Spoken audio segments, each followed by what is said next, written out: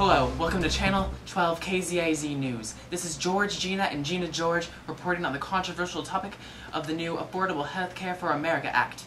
Are you pro-Obamacare or no-Obamacare? We are here to report the facts and opinions. President Obama signed the bill into law during 2010, gradually adding new requirements involving more affordable health care, thus called the Affordable Health Care for America Act.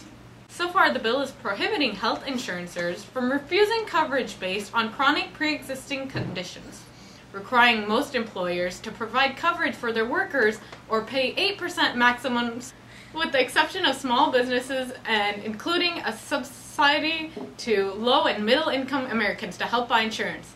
A new mandate for the bill requires citizens to purchase basic health care insurance or they will be fined or penalized for non-compliance.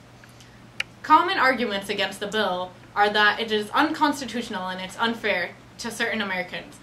And we have reported and interviewed Adam Storms on site in Washington, D.C. asking local taxpayers their opinions on these new requirements. Now live from Washington, D.C. is interviewer Adam Storms to interview everyday citizens their opinions on this new health care bill. Thanks, George. I'm live from D.C. asking citizens just what they believe this bill is about and why this bill should become a law. I have citizens from both sides, Courtney Chun for the opposition and Mary White for the affirmative. Hello, Courtney. What do you believe about this bill and why are you opposed? Why are we forcing the people to buy insurance? Insurance is not the government's responsibility. It is of the individual citizen. If certain individuals cannot afford insurance, that is their own fault, and American taxpayers shouldn't be responsible. We do not need Obamacare because we can care for ourselves. If we let this bill happen, then that is another step towards full government and control, which is communism, and communism is not the American dream. In my opinion, it will help a lot of citizens financially and personally.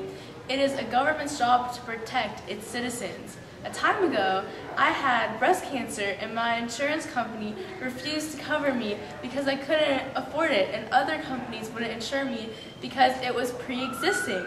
I had to spend money to go to Italy because they have a similar bill where health care is government controlled, and I was treated immediately. The individuals who actually need treatment aren't being able to get it because these private-owned insurance companies are just trying to make more money.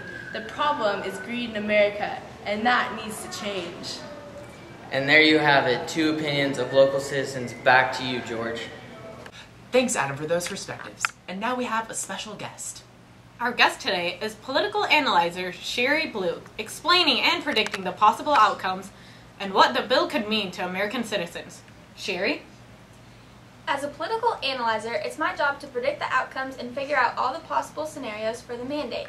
As I see it, the Supreme Court will most likely either keep the entire mandate or throw out the mandate completely. Upholding the mandate could either go to either extreme, being successful in balancing out our economy or taking us even more into a depression, which would obviously do extensive damage to American citizens. On the successful side, the individuals who weren't covered can be protected emotionally and physically by government-controlled health care, which would potentially save families and definitely save lives. Throwing the bill out completely would prove the time arguing over this issue a waste and bring the White House back to the drawing board to figure out new solutions to recession, and could even be pushed out of the office by impatient Americans who would be voting for Republican frontrunner Mitt Romney to try and ease their suffering. Throwing the bill out would bring no change for Americans today, and no one would get better.